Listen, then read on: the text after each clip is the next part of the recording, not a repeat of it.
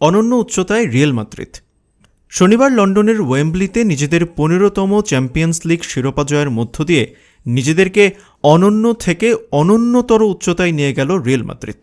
এক একটা champions league জয় যেখানে ইউরোপের অন্য সব জায়ান্ট ক্লাবের স্বপ্নের মতো, সেখানে রিয়াল মাদ্রিদ চ্যাম্পিয়ন্স লিগ জিতে চলেছে ডাল ভাতের মতো।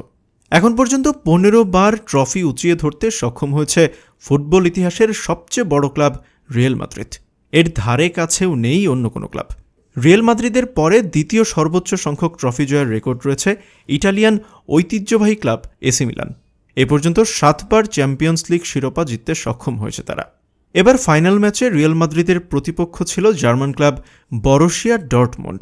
দল হিসেবে বরুসিয়া ডর্টমুন্ড সবসময়ই চ্যাম্পিয়ন্স লিগে এক শক্ত প্রতিপক্ষের নাম। এবারে ডর্টমুন্ড ছিল বিগত বছরগুলির চেয়ে আরও বেশি ভয়ঙ্কর।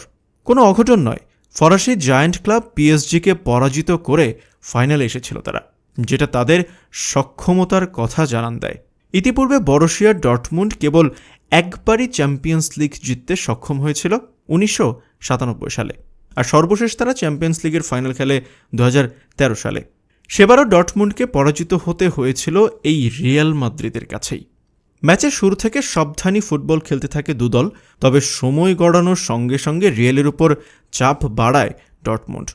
একের পর এক আক্রমণে রিয়াল রক্ষণকে ব্যস্ত রাখে এই জার্মান ক্লাব, তবে গোল মিসের মহড়ায় লিড নিতে ব্যর্থ ডর্টমুন্ড।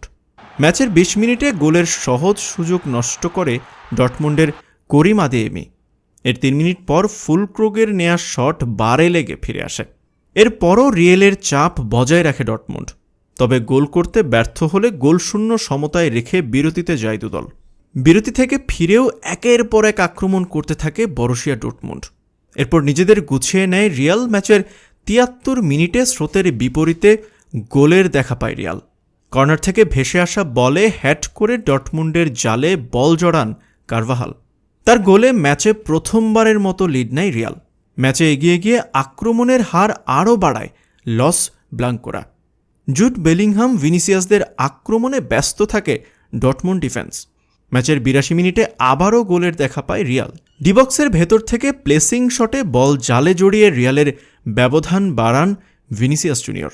এরপর গোল শোধে মারিয়া হয়ে খেলতে থাকে ডর্টমুন্ড, তবে শেষ পর্যন্ত আর কোনো গোল না হলে 2-0 গোলে শিরোপা উৎসবে মাতে রিয়াল মাদ্রিদ।